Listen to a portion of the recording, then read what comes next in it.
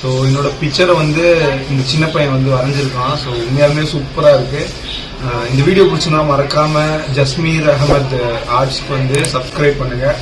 பையன் வந்து சூப்பராக வந்து பென்சில் ஆர்ட் அதெல்லாம் வரைஞ்சிட்டு இருக்கான். ஸோ பையனுக்கு மறக்காமல் சப்ஸ்கிரைப் பண்ணுங்கள், சப்போர்ட் பண்ணுங்கள்.